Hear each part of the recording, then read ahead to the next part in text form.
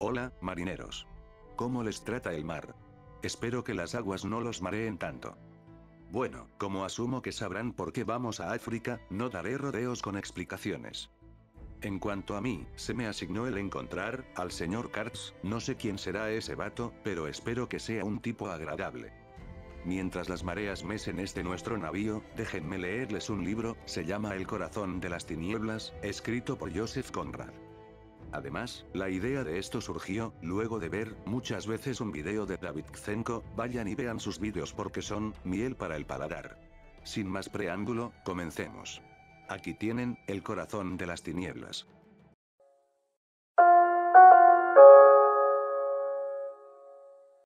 Advertencia.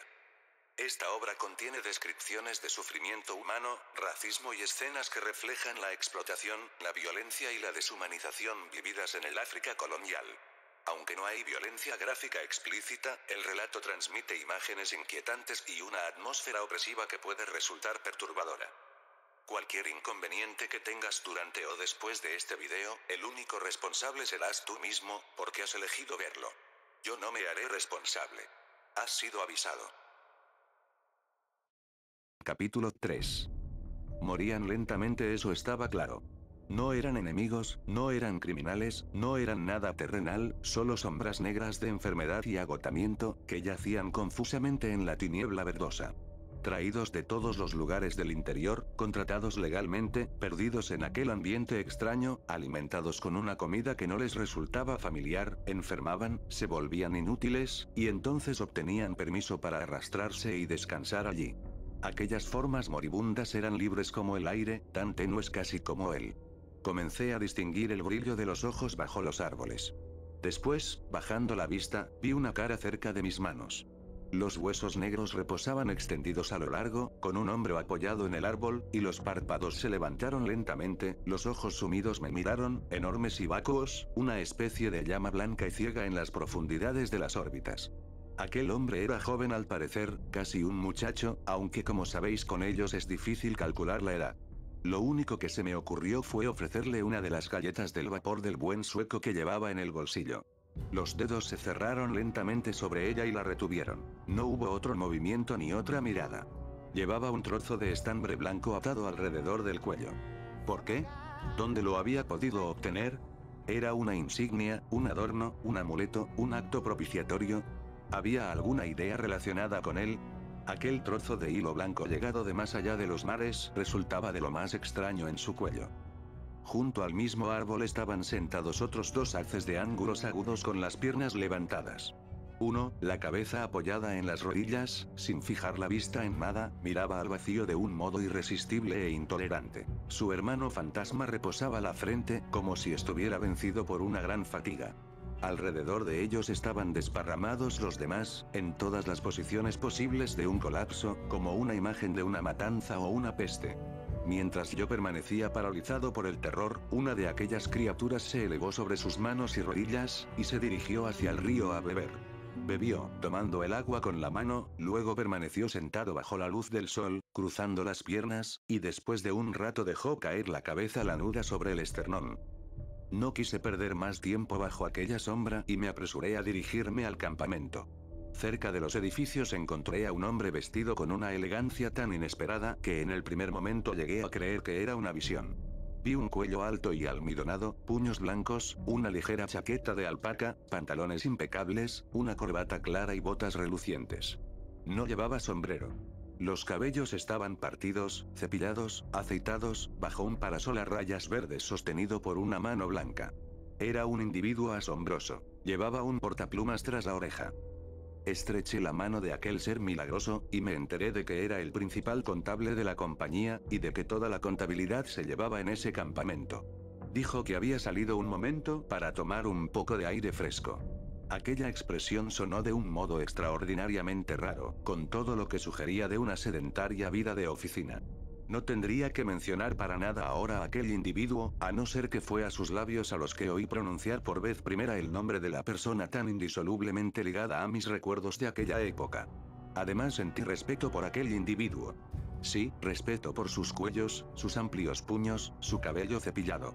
Su aspecto era indudablemente el de un maniquí de peluquería, pero en la inmensa desmoralización de aquellos territorios, conseguía mantener esa apariencia. Eso era firmeza. Sus camisas almidonadas y las pecheras enhiestas eran logros de un carácter firme. Había vivido allí cerca de 3 años, y, más adelante, no pude dejar de preguntarle cómo lograba ostentar aquellas prendas. Se sonrojó ligeramente y me respondió con modestia: he logrado adiestrar a una de las nativas del campamento. Fue difícil. Le disgustaba hacer este trabajo, así que aquel hombre había logrado realmente algo. Vivía consagrado a sus libros, que llevaba con un orden perfecto. Todo lo demás que había en el campamento estaba presidido por la confusión. Personas, cosas, edificios. Cordones de negros sucios con los pies aplastados llegaban y volvían a marcharse. Una corriente de productos manufacturados, algodón de desecho, cuentas de colores, alambres de latón, era enviada a lo más profundo de las tinieblas, y a cambio de eso volvían preciosos cargamentos de marfil. Tuve que esperar en el campamento 10 días, una eternidad. Vivía en una choza dentro del cercado, pero para lograr apartarme del caos iba a veces a la oficina del contable. Estaba construida con tablones horizontales y tan mal unidos que, cuando él se inclinaba sobre su alto escritorio, se veía cruzado desde el cuello hasta los talones por estrechas franjas de luz solar. No era necesario abrir la amplia celosía para ver. También allí hacía calor. Unos moscardones gordos zumbaban endiabladamente y no picaban sino que mordían. Por lo general me sentaba en el suelo, mientras él, con su aspecto impecable, llegaba hasta a usar un perfume ligero, encaramado en su alto asiento, escribía, anotaba. A veces se levantaba para hacer ejercicio. Cuando colocaron en su oficina un catre con un enfermo, un inválido llegado del interior, se mostró moderadamente irritado. Los quejidos de este enfermo, dijo, distraen mi atención. Sin concentración es extremadamente fácil cometer errores en este clima. Un día comentó, sin levantar la cabeza: en el interior se encontrará usted con el señor Kurtz. Cuando le pregunté quién era el señor Kurtz, me respondió que era un agente de primera clase, y viendo mi desencanto ante esa información, añadió lentamente, dejando la pluma: ¿es una persona notable? Preguntas posteriores me hicieron saber que el señor Kurtz estaba por el momento a cargo de una estación comercial muy importante en el verdadero país del marfil, en el corazón mismo, y que enviaba tanto marfil como todos los demás agentes juntos. Empezó a escribir de nuevo. El enfermo estaba demasiado grave para quejarse. Las moscas zumbaban en medio del silencio. De pronto se oyó un murmullo creciente de voces y fuertes pisadas. Había llegado una caravana. Un rumor de sonidos extraños penetró desde el otro lado de los tablones.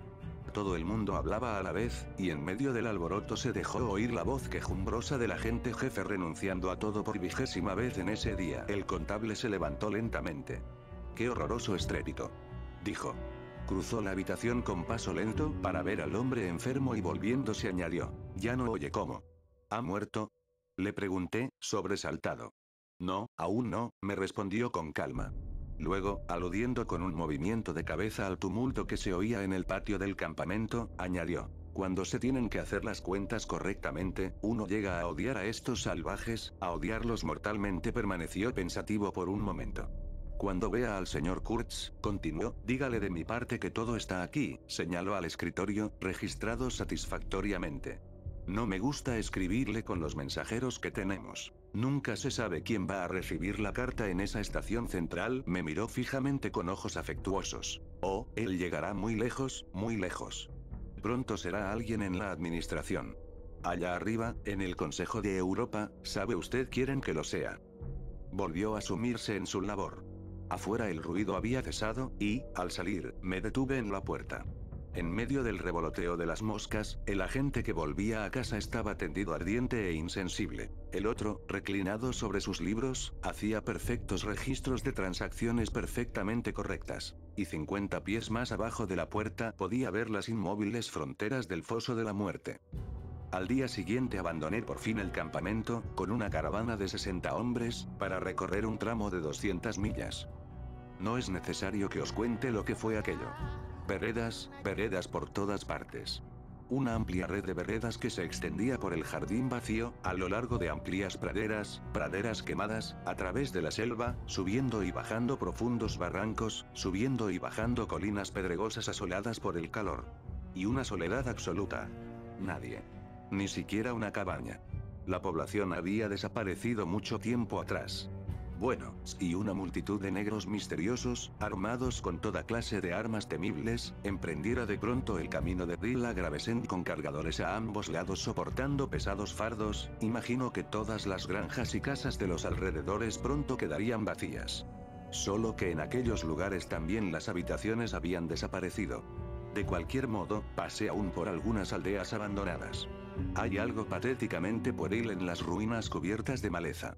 Día tras día, el continuo paso arrastrado de 60 pares de pies desnudos junto a mí, cada par cargado con un bulto de 60 libras. Acampar, cocinar, dormir, levantar el campamento, emprender nuevamente la marcha. De cuando en cuando un hombre muerto tirado en medio de los altos hierbajos a un lado del sendero, con una cantimplora vacía y un largo palo junto a él. A su alrededor, y encima de él, un profundo silencio. Tal vez en una noche tranquila, el redoble de tambores lejanos, apagándose y aumentando, un redoble amplio y lánguido. Un sonido fantástico, conmovedor, sugestivo y salvaje que expresaba tal vez un sentimiento tan profundo como el sonido de las campanas en un país cristiano. En una ocasión un hombre blanco con un uniforme desabrochado, acampado junto al sendero con una escolta armada de macilentos zanzíbares, muy hospitalario y festivo, por no decir ebrio, se encargaba, según nos dijo, de la conservación del camino. No puedo decir que yo haya visto ningún camino, ni ninguna obra de conservación, a menos que el cuerpo de un negro de mediana edad con un balazo en la frente con el que tropecé 3 millas más adelante pudiera considerarse como tal. Yo iba también con un compañero blanco, no era mal sujeto, pero demasiado grueso y con la exasperante costumbre de fatigarse en las calurosas pendientes de las colinas, a varias millas del más mínimo fragmento de sombra y agua. Es un fastidio, ¿sabéis?, llevar la propia chaqueta sobre la cabeza de otro hombre como si fuera un parasol mientras recobraba el sentido.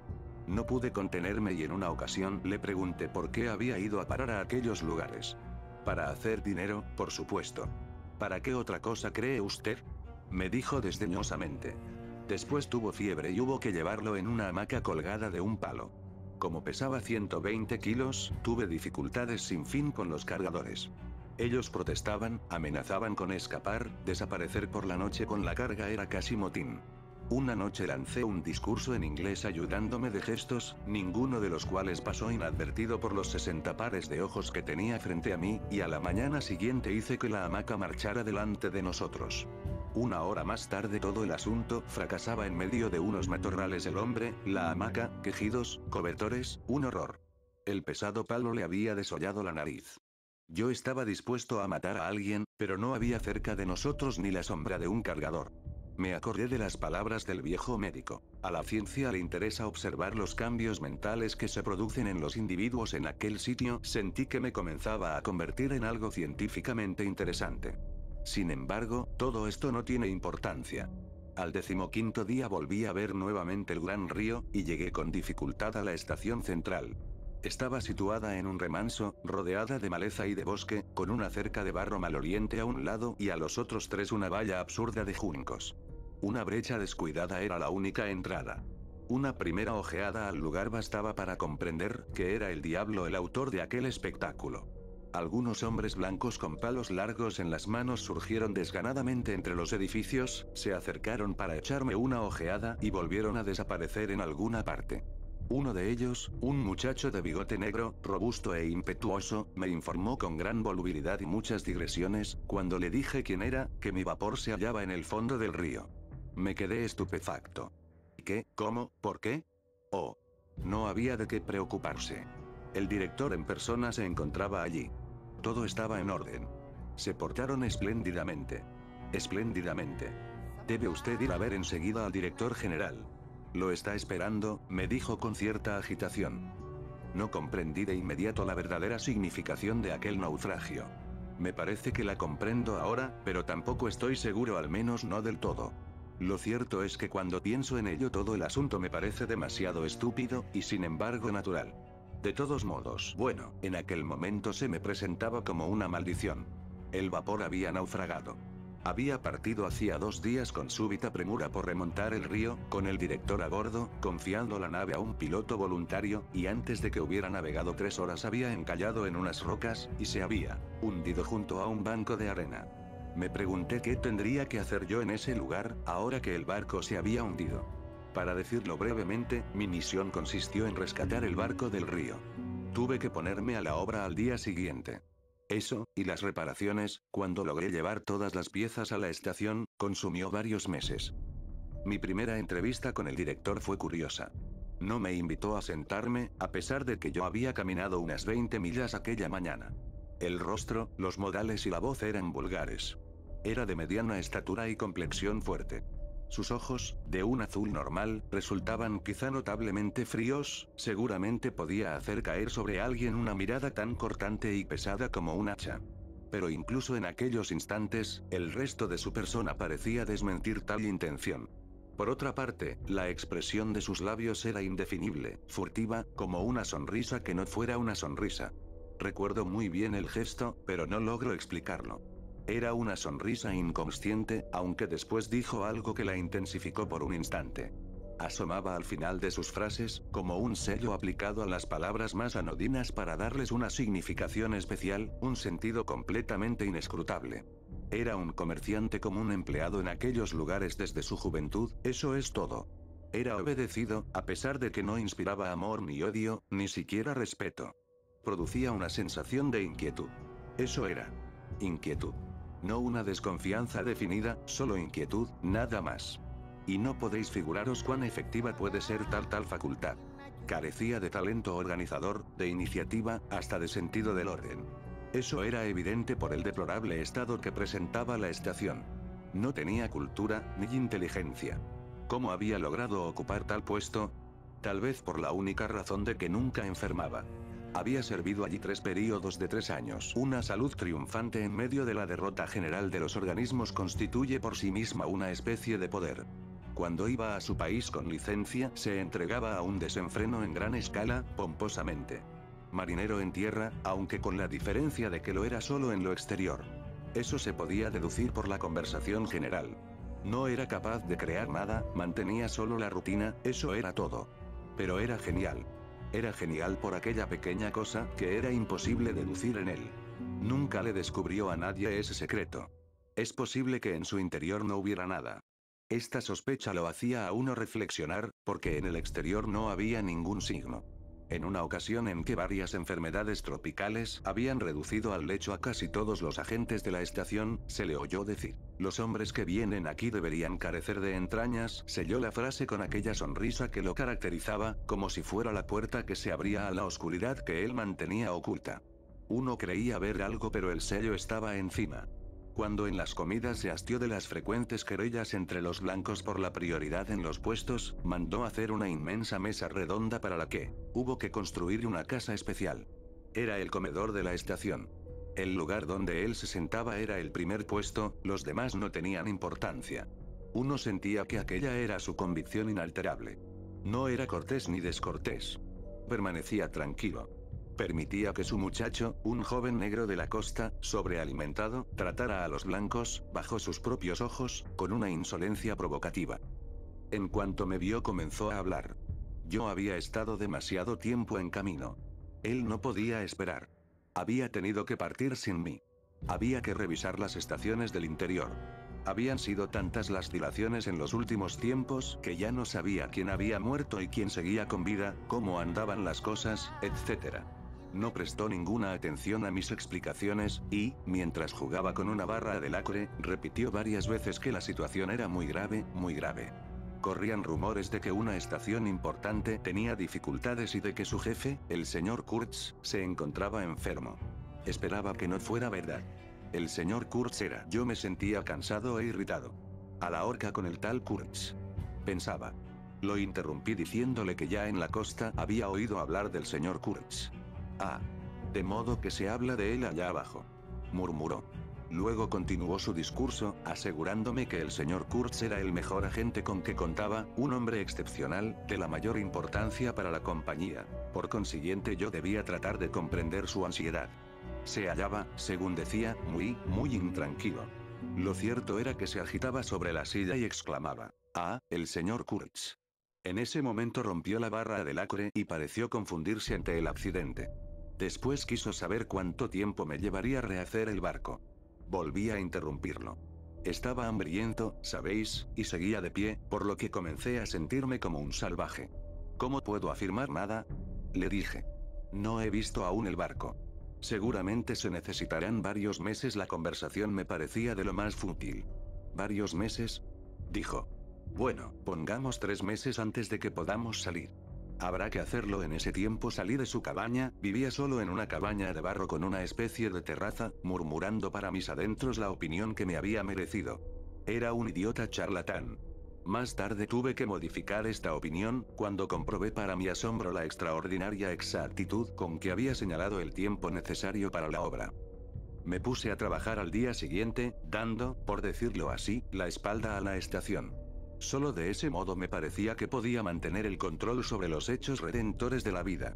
Sin embargo, algunas veces había que mirar alrededor. Veía entonces la estación y aquellos hombres que caminaban sin objeto por el patio bajo los rayos del sol. En algunas ocasiones me pregunté qué podía significar aquello. Caminaban de un lado a otro con sus absurdos palos en la mano, como una multitud de peregrinos embrujados en el interior de una cerca podrida. La palabra marfil permanecía en el aire, en los murmullos, en los suspiros. Me imagino que hasta en sus oraciones. Un tinte de imbécil rapacidad coloreaba todo aquello, como si fuera la emanación de un cadáver. Por Júpiter. Nunca en mi vida he visto nada tan irreal. Y en el exterior, la silenciosa soledad que rodeaba ese claro en la tierra me impresionaba como algo grande e invencible, como el mal o la verdad, que esperaban pacientemente la desaparición de aquella fantástica invasión. Oh, qué meses aquellos. Bueno, no importa. Ocurrieron varias cosas. Una noche una choza llena de percal, algodón estampado, abalorios y no sé qué más, se inflamó en una llamarada tan repentina que se podía creer que la tierra se había abierto para permitir que un fuego vengador consumiera toda aquella basura. Yo estaba fumando mi pipa tranquilamente al lado de mi vapor desmantelado, y vi correr a todo el mundo con los brazos en alto ante el resplandor, cuando el robusto hombre de los bigotes llegó al río con un cubo en la mano y me aseguró que todos se portaban espléndidamente, espléndidamente. Llenó el cubo de agua y se largó de nuevo a toda prisa. Pude ver que había un agujero en el fondo del cubo. Fin del capítulo.